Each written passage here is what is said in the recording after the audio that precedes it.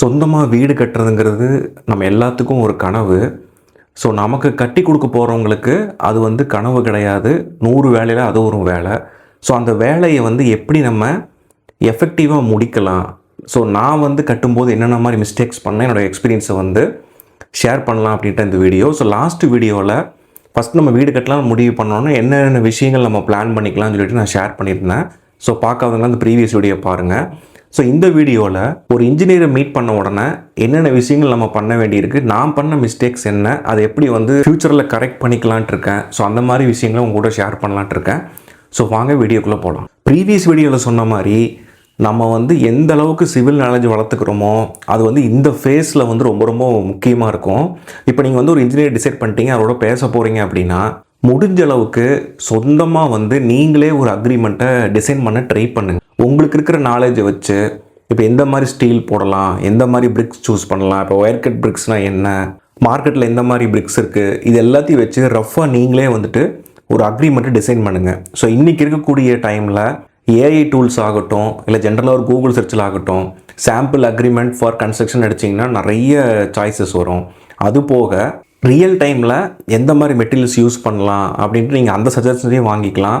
அப்புறம் நம்ம ப்ரீவியஸ் வீடியோவில் டிஸ்கஸ் பண்ண மாதிரி நம்ம இன்ஃபர்மேஷனை கலெக்ட் பண்ணி வச்சுக்கலாம். எலக்ட்ரிக்கல் இது பண்ணுறதுக்கு எவ்வளோ செலவாகுது, பிரிக்ஸுக்கு எவ்வளோ ஆகுது, ஒரு ரூம் சைஸுக்கு பிரிக்ஸ் வேணுன்னா எவ்வளோ தேவைப்படும். இந்த மாதிரி சின்ன சின்ன டீட்டெயில்ஸ் நம்ம கேதர் பண்ணிவிட்டு சாம்பிள் அக்ரிமெண்ட்டை நம்ம பார்த்துட்டு நம்ம ரஃப்பாக வந்துட்டு ஒரு அக்ரிமெண்ட்டை நம்ம டிசைன் பண்ணி வச்சுக்கணும். முடிஞ்ச அளவுக்கு எவ்வளோ டெப்த்தாக நீங்கள் உங்கள் வீட்டை பற்றி அந்த அக்ரிமெண்ட்டில் மென்ஷன் பண்ண முடியுமோ மென்ஷன் பண்ணி வச்சுக்கோங்க. இப்போ எக்ஸாம்பிள் வந்து பாத்ரூமில் வந்து நம்ம உள்ளே நுழைஞ்ச உடனே அந்த தண்ணி வெளியில் வராமல் இருக்கிறதுக்கு எவ்வளோ ஸ்பேஸ் அது கீழே இருக்கணும், அது முதற்கொண்டு யோசிங்க. ஏன்னா நான் வீடு கட்டி முடிச்சதுக்கப்புறம் ஒரு பாத்ரூமில் நல்லா ப்ராப்பராக ஸ்பேஸ் பண்ணிட்டாங்க, இன்னொரு பாத்ரூமில் வந்துட்டு அந்த ஸ்பேஸ் வந்து மேலே ரொம்ப அந்த குழிமாக இருக்கிற இடம் இல்லாமல் பண்ணிட்டாங்க. அங்கே நம்ம அதிகமாக வந்து தண்ணி கொட்டி யூஸ் பண்ணும்போது ஆட்டோமேட்டிக்காக அது உள்ளுக்குள்ளே வந்து வர ஆரம்பிச்சது. ஸோ அதை நான் ஸ்டாப் பண்ணுறதுக்கு வெளியில் அந்த சில அமேசானில் சில ப்ராடக்ட் வாங்கி டோரு கீழே இருக்கக்கூடிய அந்த கேப்பை அடைச்சி இப்போ ஓரளவுக்கு நான் மேனேஜ் பண்ணிகிட்டு இருக்கேன். ஸோ இந்த மாதிரி உங்களால் எவ்வளோ டெப்த்தாக வந்து சின்ன சின்ன விஷயங்கள் நோட் பண்ண முடியுமோ, விண்டோ சைஸ் எவ்வளோ வேணும், இது எல்லாத்தையுமே வந்துட்டு மேக்ஸிமம் அந்த அக்ரிமெண்ட்டில் மென்ஷன் பண்ணுங்கள். குறிப்பாக அந்த கோர் மெட்டீரியல்ஸ் அவங்க வந்து இன்ஜினியர்ஸ் வந்து அவங்களோட ஓன் ப்ரெஃபரன்ஸ் இருக்கும். இப்போ ஒரு கன்ஸ்ட்ரக்ஷன் வந்து அவங்க பண்ணுறாங்க அப்படின்னா ஒரு இடத்துல கடையில் மெட்டீரியல்ஸ் வாங்கியிருப்பாங்க, அங்கே அவங்க டீல் பேசியிருப்பாங்க, நான் ஃப்ரீக்வெண்ட்டாக இங்கே எடுக்கிறேன், எனக்கு இவ்வளோ சீப்பாக பண்ணி கொடுன்னு கேட்கும்போது அந்த கடைக்காரங்க எந்த ஐட்டம்ஸ் வந்து ஃப்ளோ கம்மியாக இருக்கோ, எது வந்து அதிகமாக கஸ்டமர்ஸ் வாங்காமல் இருக்காங்களோ அதை வந்து ஒரு நல்ல பெனிஃபிட்டில் ரெடியூஸ் பண்ணி கொடுப்பாங்க. ஸோ அப்போ இன்ஜினியர் வந்து அதை தான் வந்து சூஸ் பண்ணி வச்சுருப்பாரு. ஓகே, நான் வந்து இந்த மெட்டீரியல் போட்டுக்கலாங்க, இல்லை இந்த சிமெண்ட்டு போட்டுக்கலாம், இந்த மாதிரி மண் நம்ம வாங்கிக்கலாம், இந்த இடத்துல வாங்கிக்கலாம்னு சொல்லிட்டு அவங்களுக்குன்னு ஒரு ஸ்பெசிஃபிகேஷன் வச்சுருப்பாங்க. மேக்ஸிமம் அதுபடி நீங்கள் போகாதீங்க. அப்புறம் சில இன்ஜினியர்ஸ் வந்து நான் ஃபஸ்ட் மீட் பண்ணும்போது என்ன சொன்னாங்கன்னா, நான் ஸ்கொயர் ஃபீட் வந்து 2000 ருபீஸுக்கு நான் பண்ணித்தரேன் அப்படின்னு சொன்னாங்க. நான் ஒரு பிரேக் டவுன் கேட்டேன், என்னெல்லாம் பண்ணுவீங்க, என்ன மெட்டீரியல்ஸ் போடுவீங்க, அந்த 2000 காஸ்ட்டுக்கு நீங்கள் எப்படி ரவுண்ட் பண்ணி வரீங்க, இந்த மாதிரி கேட்ட உடனே அவங்க அப்ரப்டாக ஸ்டாப் பண்ணிவிட்டு, சார் நான் எல்லாமே நான் பார்த்துக்கிறேன், நீங்கள் இதுக்கு மேலே கொஸ்டின் பண்ணாதீங்க, எங்கிட்ட ஒரு நம்பி கொடுங்க, நான் பண்ணித்தரேன் அப்படின்னு சொல்லி ஸ்டாப் பண்ணிடுவாங்க. ஸோ அந்த நம்பிக்கை என்னை வந்து நம்புங்க, நான் எல்லாமே மேனேஜ் பண்ணிக்கிறேன். ஸோ இந்த மாதிரி வார்த்தைகளை எக்காரணம் கொண்டு அக்செப்ட் பண்ணாதீங்க, நீங்கள் எக்ஸாக்ட் டீட்டெயில்ஸ் கேளுங்க. ஸோ அடுத்த விஷயம் என்னென்னா, இப்போ நம்ம ஸ்கொயர் ஃபீட்னு சொன்ன மாதிரி அந்த ஸ்கொயர் ஃபீட்டோட பிரேக் டவுனை கேளுங்க. அதாவது எல்லா மெட்டீரியல்ஸோட காஸ்ட்டு, லேபர் காஸ்ட்டு இதெல்லாம் சேர்த்திட்டு அதை டிவைட் பண்ணி ஒரு ஃபார்முலாவே இருக்குது. அதுபடி தான் வந்து ஒரு ஸ்கொயர் ஃபீட் வந்து கால்குலேட் பண்ணுவாங்க. அதை நீங்கள் ரஃபாக பண்ணி பாருங்கள். ஓகே, இவ்வளோ செங்கல் தேவைப்படுது, இவ்வளோ பிரிக்ஸ் இவ்வளோ சிமெண்ட்டு தேவைப்படுது, இவ்வளோ ஸ்டீல் தேவைப்படுது, ஸோ லேபர்ஸ் இவ்வளோ காஸ்ட் ஆகும். ஒரு முடிஞ்சால் ஒரு இன்ஜினியர் இல்லாமல் மேஸ்திரி வச்சு கட்டுறவங்க கிட்ட இந்த சென்ட்ரிங் ஒர்க்குன்னு சொல்லுவாங்க. அதாவது இந்த கம்பியை வந்து கட்டி அந்த ரூஃப் போடுறது, ரூஃப் கான்க்ரீட் போடுறது, ஸோ இந்த மாதிரி ஒர்க்ஸ்லாம் எவ்வளோ ஆகுது எல்லாமே கேதர் பண்ணிவிட்டு நீங்கள் ரஃபாக வந்து நீங்களே ஒரு ஸ்கொயர் ஃபீட்டுக்கு வந்து போட்டு பாருங்கள். இப்போது 2200 வருது அப்படின்னா, இப்போ இன்ஜினியர் வந்து 2600 சொன்னார்னா நம்ம கண்டிப்பாக அதை கொஸ்டின் பண்ணி பார்க்கலாம். ஓகே, எதனால நீங்கள் அதை 400 எக்ஸ்ட்ரா சார்ஜ் பண்ணுறீங்க, நீங்கள் என்னென்ன மெட்டீரியல்ஸ் யூஸ் பண்ண போகிறீங்க, என்ன எக்ஸ்ட்ரா பெனிஃபிட் எனக்கு இருக்குது, நான் இவ்வளோ காஸ்ட் அதிகமாக பே பண்ண போகிறேன். ஸோ இந்த மாதிரி கிளியராக கொஸ்டின் பண்ணுங்கள். வீடை வந்து ஸ்டார்ட் பண்ணுறதுக்கு முன்னாடியே இதெல்லாம் நீங்கள் பண்ணி ஆக வேண்டிய அவசியம் இருக்குது. ஸோ அடுத்த விஷயம் என்னென்னா, நான் ப்ரீவியஸ் வீடியோவில் சொன்ன மாதிரி எல்லா இன்ஜினியர்ஸுமே வந்து ஃபஸ்ட்டு ஸ்டார்டிங்கில் நம்மக்கிட்ட ஃப்ரெண்ட்லியாக இருக்கணும் தான் நினைப்பாங்க. ரொம்ப ஒரு சப்மிசிவான அப்ரோச் கொடுப்பாங்க. நீங்கள் எப்படி பண்ணாலும் நான் பண்ணிடுறேன், நீங்கள் என்கிட்ட கவலையே விடுங்க, நான் எல்லாமே பண்ணிடுறேன், ஸோ என்ன மாதிரி வேணாலும் பண்ணலாம் அப்படின்னு சொல்லி ரொம்ப ஒரு ஃப்ளெக்சிபிளாக இருக்கிற மாதிரி இருக்கும். நீங்கள் அந்த ஃபேஸை வந்து நம்ப வேண்டாம். நீங்கள் உட்காந்து எல்லாத்தையுமே அக்ரிமெண்ட்டில் மென்ஷன் பண்ணிடுங்க. எனக்கு இந்த மாதிரி முடிக்கணும், எவ்வளோ டைம் எடுப்பீங்க, இந்த ரூமில் என்னென்ன இது எனக்கு வேணும் அப்படின்ட்டு என்ன மெட்டீரியல் தான் நீங்கள் போடணும், ஸ்டார்டிங்லேருந்து கடைசி வரைக்கும் இந்த ஸ்டீல்னால் இந்த ஸ்டீல் தான் நீங்கள் யூஸ் பண்ணணும். அது ஒரு சின்ன இடமா இருந்தாலும் அந்த கோர் மெட்டீரியலோட ரேஷியோ நீங்கள் மாற்றக்கூடாது. அந்த சிமெண்ட்டு மணல் அந்த மிக்ஸ் பண்ணுற ரேஷியோவையும் இந்த ரேஷியோவில் தான் நீங்கள் பண்ணணும், அதையும் மாற்றக்கூடாது. மேக்ஸிமம் அக்ரிமெண்ட்டில் மென்ஷன் பண்ணியிருப்பாங்க. நீங்கள் திரும்ப ஒரு தடவை கான்க்ரீட்டாக சொல்லிடுங்க, இதெல்லாம் கம்பல்சரியாக நீங்கள் பண்ணி ஆகணும் அப்படின்ட்டு. ஸோ ஏன்னா இன்ஜினியரோட ஹோல்டு வந்து உங்களுக்கு இந்த ஃபேஸில் மட்டும்தான் உங்ககிட்ட இருக்கும். நீங்கள் அவங்க ஸ்டார்ட் பண்ணி ஒரு 50% கன்ஸ்ட்ரக்ஷன் தாண்டி போயிட்டாங்க அப்படின்னா நம்மளால் வந்து அப்ரப்டாக ஸ்டாப் பண்ணவும் முடியாது. நீங்கள் வேண்டாம் இன்னொரு இன்ஜினியர் வாங்கன்னு கூப்பிடவும் முடியாது. ஏன்னா இந்த ஃப்ளோ வந்து இவர்கிட்ட தான் இருக்கும். இன்னொரு இன்ஜினியர் கூப்பிட்டு அவர் திரும்ப முதல்லேருந்து ஸ்டடி பண்ணி அவங்க எந்த அளவுக்கு காசு எடுத்தாங்க இதெல்லாம் கால்குலேட் பண்ணி உங்களுக்கு பெரிய லாஸ் ஆயிரும். ஸோ முதல்லையே லாஸ்ட் வீடியோலேயே ஒரு இன்ஜினியர் எப்படி ஃபில்டர் பண்ணணும், மேக்ஸிமம் எத்தனை இன்ஜினியர் பார்க்கணும், எவ்வளோ முடியுமோ அவ்வளோ பண்ணுங்கன்னு சொல்லியிருந்தேன். அந்த அளவு ஃபில்டர் பண்ணி ஒரு நல்ல இன்ஜினியர் உங்களுக்கு ஆப்டான ஒரு இன்ஜினியர் சூஸ் பண்ணதுக்கப்புறம் திரும்பவும் அவரை நீங்கள் வந்து ஃபுல்லாக அனலைஸ் பண்ணுங்கள். ஏன்னா நம்ம லேக்ஸ் அண்ட் லேக்ஸ் மணி வந்து கொடுத்து ஒரு ஒர்க்கை பண்ண போகிறோம். ஸோ அதுக்கேற்ற மாதிரியான மேன் பவர் கரெக்டாக இருக்கா, நல்ல கரெக்டான இன்ஜினியர் தானான்னு சொல்லிட்டு எவலுவேட் பண்ணுங்கள். ஸோ எப்படி அக்ரிமெண்ட்டை நீங்கள் டிசைன் பண்ணணும்னு சொல்லணும், அதே மாதிரி உங்கள் வீட்டோட டிசைன் லேஅவுட்டை நீங்களே சூஸ் பண்ணுங்கள். இந்த வாஸ்துவை நம்புறவங்க மேக்ஸிமம் ஒரு பேசிக்கான வாஸ்துவை மட்டுமே ஒரு ரெஃபரன்ஸ்க்கு வச்சுக்கிறது ரொம்ப ரொம்ப நல்லது. ஏன்னா இந்த காலகட்டத்தில் வாஸ்துங்கிற பேரில் அதுக்கு ஒரு நல்ல ஒரு கன்சிடரபிள் அமௌண்ட் எடுப்பாங்க. அப்புறம் கடைசியில் இந்த ரூம்ஸோட சைஸை ரொம்ப மாற்றிட்டாங்கன்னா நம்ம போய் குடியிருக்கும் போது ரொம்ப இன்கன்வீனியண்ட்டாக இருக்கும். பேசிக்கான ஒரு வாஸ்துவை வந்து நீங்கள் ரெஃபர் பண்ணிக்கோங்க. அதை இன்ஜினியர் ப்ராப்பராக பண்ணுறாரான்னு பார்த்துக்குங்க, அதுவே தட்ஸ் எனஃப். அதுக்கப்புறம் உங்களுக்கான ஒரு ப்ரைமரியான நீட்ஸ் இருக்கும். இப்போ என்னோடய எக்ஸ்பீரியன்ஸில் வந்துட்டு நான் சின்ன வயசுலேருந்து நிறைய வாடகை வீட்டில் இருந்ததுனால இந்த பாத்ரூம் வந்து வாடகை வீட்டில் எப்படி கட்டுவாங்கன்னு உங்களுக்கு எல்லாத்துக்கும் தெரியும். அவங்க அந்த கமர்ஷியல் பர்பஸ் அப்படிங்கிறனால ரூம் சைஸ்லாம் பெருசு பண்ணிவிட்டு பாத்ரூம் சைஸை ரொம்ப சின்னது பண்ணிடுவாங்க. நின்றுட்டு குளிக்கலாம், அப்படியே அங்கேயே வந்துட்டு நம்ம ரெஸ்ட் ரூம் யூஸ் பண்ணிக்கலாம். ஸோ இந்த மாதிரி தான் வந்து இருக்கும். ஸோ இந்த எக்ஸ்பீரியன்ஸ்னால நான் என்ன டிசைட் பண்ணேன்னா, வீடு எனக்கு 3.5 சென்ட் தான் இடம் இருந்தது. ஸோ இருந்தாலும் அதில் வந்து 2 பெட்ரூம் இருக்கணும், 2க்குமே ஓரளவுக்கு ஸ்பேசியஸான பாத்ரூம் இருக்கணும் அப்படின்னு சொல்லி டிசைட் பண்ணி அதில் ரொம்ப ஒரு ஸ்ட்ராங்காக இருந்தேன். ஈவன் தான் இன்ஜினியர் வந்து நிறைய சஜஷன் கொடுத்தாரு. மேபி சென்டரில் நீங்கள் வைக்கலாம், இல்லை வந்து ஒரு பாவு சைஸை கம்மி பண்ணலாம், இந்த மாதிரி நிறைய சஜஷன். நான் வந்து அதில் ஸ்ட்ராங்காக இருந்தேன். இப்போ நான் அல்டிமேட்டாக நான் குடி வந்து யூஸ் பண்ணும்போது எனக்கு ரொம்பவே வந்து பெனிஃபிட்டாக இருக்குது.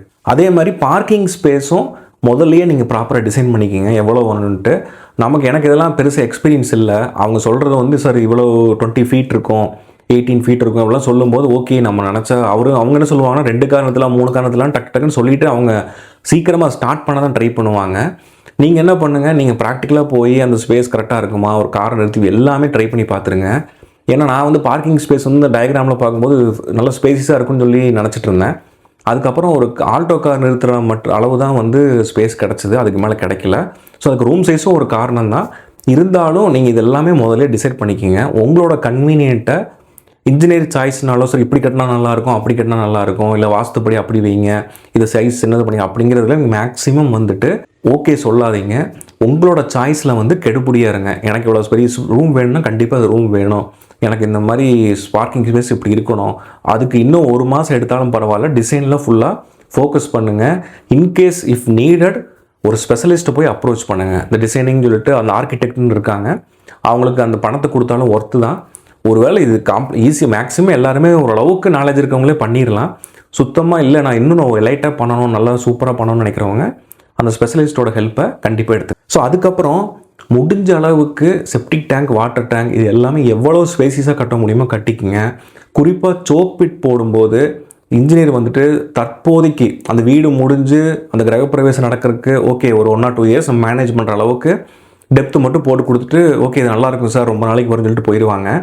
அதுக்கப்புறம் என்ன ஆகுனா 2 to 3 இயர்ஸ் கழிச்சு கண்டிப்பாக அந்த சோக் பிட் வந்து ஃபில் ஆயிரும். உங்கள் ஏரியாவில் எந்த அளவுக்கு மழை பெய்யுது, அந்த ஸ்லோப் எப்படி இருக்குது, வாட்டர் கண்டென்ட் எப்படி இருக்குன்னு பொறுத்து சீக்கிரமாகவே வந்துட்டு சோக் பிட் ஃபில் ஆயிரும். ஸோ அப்போ அதுக்கேற்ற மாதிரி மேக்ஸிமம் எவ்வளோ டெப்த்தாக வந்து நீங்கள் இதில் சோக் பிட் போடுறோம் அப்படின்னா எப்படி இறக்கலாம், சோக் பிட் எந்த இடத்துல வருது, குறிப்பாக அந்த செப்டிக் டேங்க்கும் நம்ம தண்ணி தொட்டின்னு சொல்லி கீழே கட்டுவோம். ஸோ அது 2 ரொம்ப நெருக்கமாக இல்லாமல் எப்படி நம்ம உள்ளுக்குள்ளேயே அலாட் பண்ணலாம். ஸோ இது எல்லாமே நீங்கள் முன்னாடியே டிசைட் பண்ணணும். நீங்கள் சரி ஓகே இன்ஜினியர் பார்த்துப்பாரு, இன்ஜினியர் வந்துட்டு மேனேஜ் பண்ணிக்கணும்னு சொல்லிட்டான்னு சொல்லி விட்டிங்கன்னா அவங்க கன்வீனியன்ட்டுக்கு முடிச்சுட்டு போயிடுவாங்க. ஒருவேளை இப்போ நம்ம ஒரு எக்ஸாம்பிள் வந்து 8000 ஸ்பேஸ் ஒரு 6000 ஸ்பேஸ் இருக்கிற மாதிரி ஒரு செப்டிக் டேங்க் கேட்டிருக்கேன். இவங்க கடன்னு வேலையெல்லாம் ஸ்டார்ட் பண்ணிட்டாங்க. கடைசியில் வந்து பார்த்தா சின்னதாக தான் ஸ்பேஸ் இருக்குது அப்படின்னா அதுக்குள்ளேயே செப்டிக் டேங்கை மேனேஜ் பண்ணி கட்டிட்டு சார் இவ்வளோ தான் சார் வந்தது உங்களுக்கு 3 நாளைக்கு வரும் சார்னு சொல்லிட்டு அப்படி போயிடுவாங்க. அதுக்கப்புறம் நீங்கள் யூஸ் பண்ணும்போது 2 to 3 இயர்ஸில் அடிக்கடி அது ஃபில் ஆகிற மாதிரி கண்டிஷன் வந்துடும். ஸோ முக்கியமான டிமாண்ட்ஸ்லாம் என்னங்கிறத பார்த்து கேளுங்க. அதே மாதிரி செப்டிக் டேங்க் எப்படி கட்டணுங்கிறதுக்கு ஒரு கவர்மெண்ட் ப்ரொசீஜர் இருக்குது. 2ஆக ஸ்ப்ளிட் பண்ணிவிட்டு இதில் ஒரு பக்கம் ஃபில் ஆகி அதுக்கப்புறம் அந்த வாட்டர் இன்னொரு பக்கம் போய் அந்த வேஸ்ட் வாட்டர் போகிறதுக்கு எப்படி நம்ம கொண்டு போனோங்கிறதுக்கெலாம் ஒரு கைடன்ஸ் இருக்குது. ஸோ இது எல்லாத்தையும் ப்ராப்பராக நீங்கள் ஃபாலோ பண்ணி கட்டினீங்கன்னா ரொம்ப வருஷத்துக்கு ஒரு பெஸ்ட்டான ஒரு இன்வெஸ்ட்மெண்ட்டாக இருக்கும். ஸோ அடுத்து கண்டிப்பாக வந்து ஒரு ஸ்ட்ரக்சரல் இன்ஜினியரை நீங்கள் அப்ரோச் பண்ணுறது நல்லது. இது வந்து என்னோட ஒப்பீனியன். ஸோ ஏன்னா வந்து நம்ம வீடு அப்படிங்கிறது மேபி நிறைய ஜென்ரேஷன் இருக்கிற மாதிரியா சுச்சுவேஷன் இருக்கலாம். ஸோ நமக்கு அடுத்து நம்ம கிட்ஸ் இருப்பாங்க. நம்ம ரெண்ட்டுக்கே விட்டாலும் அது ஒரு நல்ல ஒரு சாலிடான ஒரு அசட்டாக இருக்கணும். ஸோ அதுக்கு இன்றைக்கி இருக்கக்கூடிய காலகட்டத்தில் நம்ம ஒரு ஸ்ட்ரக்சரல் இன்ஜினியர் அப்ரோச் பண்ணி ஓகே இது எப்படி இருக்குது, இதுக்கு மேலே நம்ம எவ்வளோ ஃப்ளோர்ஸ் கட்டலாம், அந்த அளவுக்கு எப்படி நம்ம எவ்வளோ ஹெவியான இரும்பு நம்ம போடணும். அப்புறம் இன்ஜினியர் வந்துட்டு பார்த்திங்கன்னா அவங்க அந்த காஸ்ட் கட்டிங் அந்த ஸ்கொயர் ஃபீட்டுக்குள்ளே வர்றதுக்காக என்ன பண்ணுவாங்கன்னா, இப்போது 16 இன்ச்சு போடலாம், இல்லை 8 இன்ச்சு அந்த மாதிரிலாம் இருக்குது அப்படின்னா எவ்வளோ கம்மியான இதை போட்டு மேக்கப் பண்ண முடியுமோ அதை பிளான் பண்ணுவாங்க. இப்போ நீங்கள் இதுவே ஒரு ஸ்ட்ரக்சர் இன்ஜினியர் போயிட்டிங்கன்னா அவங்க கிளியர் கட்டாக வந்துட்டு உங்களோட பேஸ்மெண்ட் வந்து எப்படி இருக்கணும், எத்தனை இன்ச்சு போடணும், எவ்வளோ பில்லர்ஸ் வரணும், என்ன ஸ்பெசிஃபிகேஷனில் வந்து நீங்கள் ஸ்டீல் வாங்கணும், இதெல்லாம் கிளியராக கொடுத்துருவாங்க. ஸோ அப்போ நம்ம தாராளமாக அதை காட்டி இதை நீங்கள் அப்படியே பர்ச்சேஸ் பண்ணிக்கிங்கன்னு சொல்லிடலாம். ஸோ அதனால கண்டிப்பாக ஒரு ஸ்ட்ரக்சரல் இன்ஜினியர் நீங்கள் அப்ரோச் பண்ணுறது ரொம்பவே நல்ல விஷயம். ஸோ இதுக்கு முன்னாடி வீடியோவில் நான் சொன்ன மாதிரி மேக்ஸிமம் இந்த ஆர்கிடெக்ட் ஆகட்டும், ஸ்ட்ரக்சரல் இன்ஜினியர் ஆகட்டும், இன்ஜினியர்ஸ் வந்து நமக்கு மேக்ஸிமம் வந்து ரெஃபரன்ஸ் வந்து கொடுப்பாங்க. சரி நான் ஃப்ரெண்ட் ஒருத்தர் இருக்காரு, நீங்கள் போய் பாருங்கள், என் ஃப்ரெண்ட் இருக்காங்கன்னு சொல்லுவாங்க. தயவு செஞ்சு அந்த மாதிரி ஃப்ரெண்ட்ஸை போய் நீங்கள் அப்ரோச் பண்ணிடாதீங்க. ஏன்னா நான் வந்து எனக்கு இன்ஜினியர் ரெஃபர் பண்ணி அவர் ஃப்ரெண்டுன்னு சொன்ன ஒரு ஸ்ட்ரக்சரல் இன்ஜினியர் நான் அப்ரோச் பண்ணேன். ஸோ அவர் வந்து ஆக்சுவலாக ஸ்ட்ரக்சர் இன்ஜினியர் என்ன பண்ணுவாங்கன்னா அந்த டயக்ராம்ஸ் வந்து கொடுப்பாங்க, என்னென்ன இதெல்லாம் போடணும்னு சொல்லிட்டு ஒரு சார்ட் மாதிரி கொடுப்பாங்க. அதுக்கப்புறம் 3 தடவை விசிட் பண்ண வருவாங்க. இப்போ நான் கட்டின இடத்துல இருந்து அவங்களோட ரெசிடென்ஸ் வந்து ஒரு 40 to 50 கிலோமீட்டர்ஸ் இருந்தது. அவர் வர்றதுக்கு ஹெஸ்டேட் பண்ணிகிட்டு இருந்தார். நான் ரொம்ப சண்டை போட்டு இன்ஜினியர் கூட பேசி வந்தார். வந்துமே எங்கிட்ட வந்து அவர் எந்த டீட்டெயில்ஸ் ஷேர் பண்ணல, இல்லை இன்ஜினியர்கிட்ட பேசிட்டு அவர் பாட்டில் போயிட்டார். அப்போ கடைசியில் தெரிஞ்சது 2 பேரும் ஃப்ரெண்ட்ஸாக இருக்கும்போது அவங்களுக்குள்ளே வந்து இணக்கமாக என்னென்ன பேசிக்கணுமோ பேசிட்டு போயிடுவாங்க. ஸோ நமக்கு என்ன வேணும், என்ன நடக்குதுங்கிற ஐடியாவே இல்லாமல் போயிடும். ஸோ முடிஞ்ச அளவுக்கு இன்ஜினியர் ஃப்ளோவில் போகாமல் நீங்கள் செப்பரேட்டாக போயிட்டு அப்ரோச் பண்ணி ஒரு ஸ்ட்ரக்சர் இன்ஜினியர் ஈவன் தோ ஒரு இன்ஜினியருக்கு ஒரு கான்ஃப்ளிக்ட் ஏற்படுற மாதிரி இருந்தாலுமே நீங்கள் பற்றி ஒரி பண்ணாதீங்க. உங்களுக்கான டயக்ராம்ஸ், உங்களுக்கான டீட்டெயில்ஸை நீங்கள் அவர்கிட்ட தனியாக மீட் பண்ணி வாங்கி அதுபடி கட்ட சொல்லிடுங்க. முடிஞ்ச அளவுக்கு இந்த மாதிரியான கண்டிஷன்டு பேஸ் பண்ண விஷயங்கள் எல்லாத்தையுமே முதல்லையுமே ஸ்ட்ரிக்டாக பேசி அக்ரிமெண்ட்டில் இன்க்ளூட் பண்ணிடுங்க. மேக்ஸிமம் இந்த மாதிரி சில இன்ஜினியர்ஸ்லாம் இதெல்லாம் எக்ஸ்க்ளூடுன்னு போட்டுருவாங்க, ஸ்கொயர் ஃபீட்டுக்குள்ளே வராது, நீங்கள் தனியாக காசு கட்டணும் அப்படின்ட்டு. ஸோ நான் வந்து தெரியாமல் என்ன பண்ணிட்டேன்னா எனக்கு எக்ஸ்க்ளூட் பண்ணியிருந்தாங்க, நான் தனியாகவே போய் அப்ரோச் பண்ணியிருந்துருக்கலாம். நான் தெரியாமல் இன்ஜினியர் ரெஃபர் பண்ண ஒரு ஸ்ட்ரக்சர் இன்ஜினியர் பயங்கரமான ஒரு பேட் எக்ஸ்பீரியன்ஸ் எனக்கு வந்துச்சு அந்த ஸ்ட்ரக்சர் இன்ஜினியர் மீட் பண்ணி. ஸோ அவர் வந்து ப்ராப்பராக சைட்டுக்கும் வரல, இப்போ ப்ராப்பராக நான் பேசினாலே ஃபோன் எடுக்கலை. ஸோ இந்த மாதிரிலாம் ரொம்ப பேட் எக்ஸ்பீரியன்ஸ் நான் ஃபேஸ் பண்ணேன். ஸோ தயவு செஞ்சு நீங்கள் எதுனாலும் தனிப்பட்ட முறையில் இந்த மாதிரி ஸ்பெஷலிஸ்ட்டை போய் மீட் பண்ணுங்கள். இன்ஜினியர் ரெஃபரன்ஸில் எதுக்குமே நீங்கள் அப்ரோச் பண்ண வேண்டாம். அது வந்து ஒரு கோர் மெட்டீரியல்ஸ் பர்ச்சேஸ் பண்ணுறதா இருந்தாலும் சரி, நீங்களாக போய் தனிச்சையாக போய் விசாரிங்க, அதோட என்னன்னு பாருங்கள். மேபி ஒரு 50-100 எக்ஸ்ட்ரா நம்ம கொடுத்து வாங்கினாலும் தப்பு இல்லை. நம்ம வீட்டுக்கு நம்ம நல்லபடி இன்வெஸ்ட் பண்ணோங்கிற ஒரு சாட்டிஸ்ஃபிகேஷன் கண்டிப்பாக நீங்கள் வீடு கட்டி முடிச்சோன்னா கண்டிப்பாக இருக்கும். ஸோ அதே மாதிரி இன்னொரு முக்கியமான விஷயம் என்னென்னா, வீடு கட்டும்போது ஃபஸ்ட்டு ஆஃப் வந்துட்டு இந்த கோர் மெட்டீரியல்ஸ் இன்வால்வ் ஆகிருக்கும். ஸ்டீலு, மணல், ஸோ இந்த மாதிரியான விஷயங்கள்லாம் இருக்கும். சரி, சாண்டு, இந்த மாதிரி விஷயங்கள்லாம் இருக்கும். ஸோ இது எல்லாமே பார்த்தீங்கன்னா ஓரளவுக்கு அந்த ஸ்கொயர் ஃபீட்டுக்குள்ளே வந்துடும். மேக்ஸிமம் வந்து இன்ஜினியர் அந்த சொன்ன ஸ்பெசிஃபிகேஷனில் பண்ணுற மாதிரி இருக்கும். ஆனால் இதுக்கு அடுத்து செகண்ட் ஆஃப்னு வருது, டிசைன் பேஸ் பண்ணி இருக்கும். அதாவது நம்மளோட அப்பீரியன்ஸ் பேஸ் பண்ணியிருக்கோம்.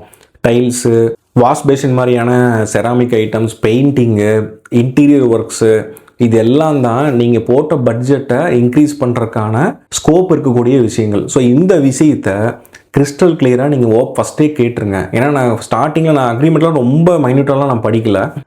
சரி ஓகே இன்ஜினியர் பார்த்துப்பாருன்னு சொல்லிட்டு நான் அந்த ஃப்ளோவில் வந்து போயிட்டே இருந்தேன். கடைசியில் என்னாச்சுன்னா, இது உங்கள் காஸ்ட்டில் வராது, இது உங்கள் காஸ்ட்டில் வராது, ஸ்கொயர் ஃபீட்டுக்குள்ளே வராது, இது நீங்கள் தனியாக பர்ச்சேஸ் பண்ணலாம். அப்போ நான் பர்ச்சேஸ் பண்ண ஆரம்பிக்கும் போது அது ஒரு பெரிய இம்பேக்டை வந்து க்ரியேட் ஆச்சு என் பட்ஜெட்டில். ஸோ அப்போ நீங்கள் முதல்லையே வந்துட்டு எதெல்லாம் உங்கள் இதில் வரும், இது எவ்வளோ ஒரு பீஸ்க்கு நீங்கள் இது வாங்குவீங்க, இந்த டாய்லெட் ஐட்டம்ஸ் எவ்வளோக்கு வாங்குவீங்க, வாஷ் பேஷன் இது எவ்வளோக்கு வாங்குவீங்க, வேறு என்னென்னலாம் உங்களுக்குள்ளே வராதுங்கிற கிறிஸ்டல் கிளியராக கேட்டுருங்க. அவங்க ஒரு மாதிரி ஒரு கிளியராக சொல்ல மாட்டாங்க இது வரும் இது வராதுன்னு. ஏன்னா முதல்லையே வந்து இவ்வளோ வராதாங்கிற மாதிரி ஒரு இம்ப்ரெஷன் நமக்கு வந்துடக்கூடாதுங்கிறதுக்காக சரி பார்த்துக்கலாங்க மேக்ஸிமம் ஸ்கொயர் ஃபீட்டில் வர மாதிரி பார்த்துக்கலாம் அப்படின்னு சொல்லி அப்படியே மழுப்புற மாதிரியே பேசுவாங்க. நீங்கள் என்ன பண்ணுங்கள், கிளியராக வந்து கேட்டு என்னென்ன பண்ணணுங்கிறத முதல்லையே டிசைட் பண்ணி அதுக்கான எக்ஸ்பென்ஸுக்கான ஒரு பட்ஜெட் நீங்கள் வச்சுக்கிறது ரொம்ப ஒரு சேஃபான ஒரு மூவாக இருக்கும். ஸோ அதுக்கப்புறம் நான் வந்து என்னதான் வந்து எனக்கு சிவில் பற்றி ஒரு ஐடியா இல்லைனாலும் ஒரு விஷயத்தில் நான் கிளியராக இருந்தேன். ஸோ நீங்கள் வந்து ஒர்க்கை ஸ்டார்ட் பண்ணுங்கள். அதுக்கப்புறம் வந்துட்டு ஒரு 2 months 3 months இல்லை அந்த முடிய இல்லை எங்கிட்ட பேமெண்ட் வாங்கும்போது ஒரு எக்ஸல் ஷீட் மெயின்டைன் பண்ணிக்கோங்க.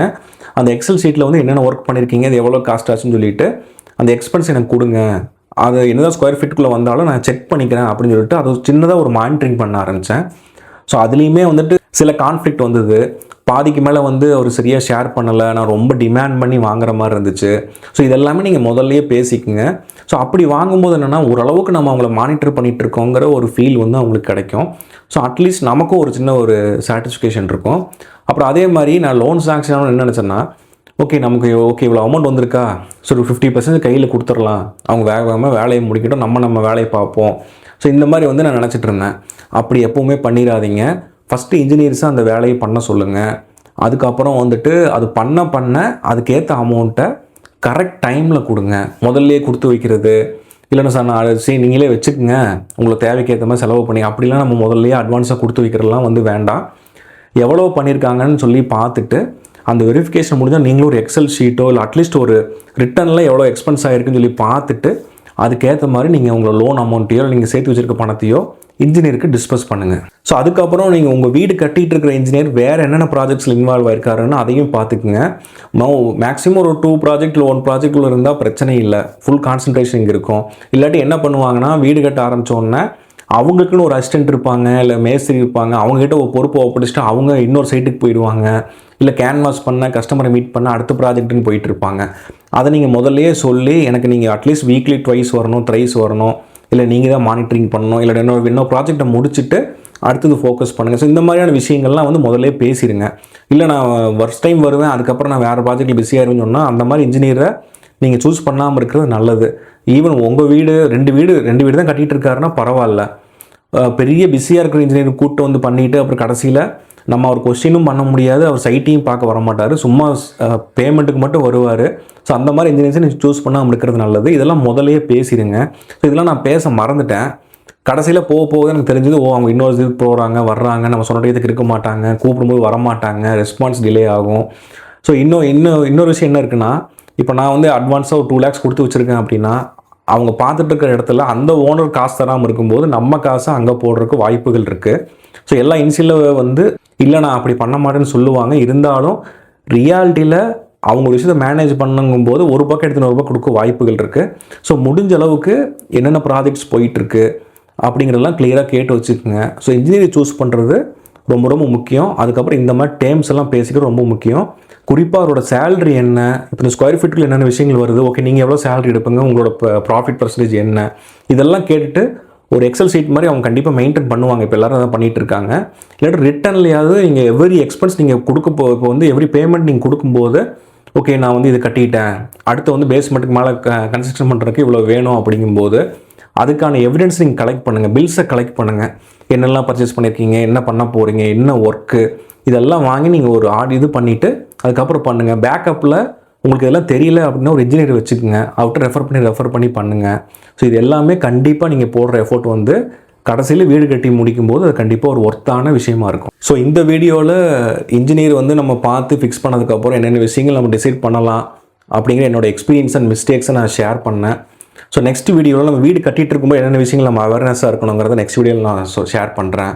இதில் ஏதாவது பாயிண்ட்ஸ் நான் வந்து மிஸ் பண்ணியிருக்கேன், இல்லை இந்த விஷயம் நம்ம கேட்கணும் அப்படின்னா கண்டிப்பாக கமெண்ட்ஸில் மென்ஷன் பண்ணுங்கள். அட்லீஸ்ட் ஒரு 100 பேர் பார்த்தாங்க கூட ஒருத்தங்க புதுசாக வீடு கட்டுறாங்க அப்படின்னா அவங்களுக்கு இப்போ நான் சொன்னதில் ஒரு பாயிண்ட் மிஸ் பண்ணியிருந்தாங்க கூட கமெண்ட்டில் அந்த பாயிண்ட் இருந்ததுன்னா அவங்களுக்கு கண்டிப்பாக யூஸ்ஃபுல்லாக இருக்கும். ஸோ கன்ஸ்ட்ரக்டிவாக உங்களோட கிரிட்டிசிசம் இருந்தாலும் நீங்கள் தாராளமாக கமெண்ட்டில் மென்ஷன் பண்ணுங்கள். ஸோ நெக்ஸ்ட் வீடியோவில் அடுத்த ஃபேஸில் என்னென்ன விஷயங்களில் நம்ம காசியஸாக இருக்கணும் அப்படிங்கிறத நான் ஷேர் பண்ணுறேன். ஸோ இந்த வீடியோ கண்டிப்பாக உங்களுக்கு யூஸ்ஃபுல்லாக இருக்குன்னு சொல்லிட்டு நான் நம்புகிறேன். தேங்க்ஸ் ஃபார் வாட்சிங் திஸ் வீடியோ. தேங்க்யூ.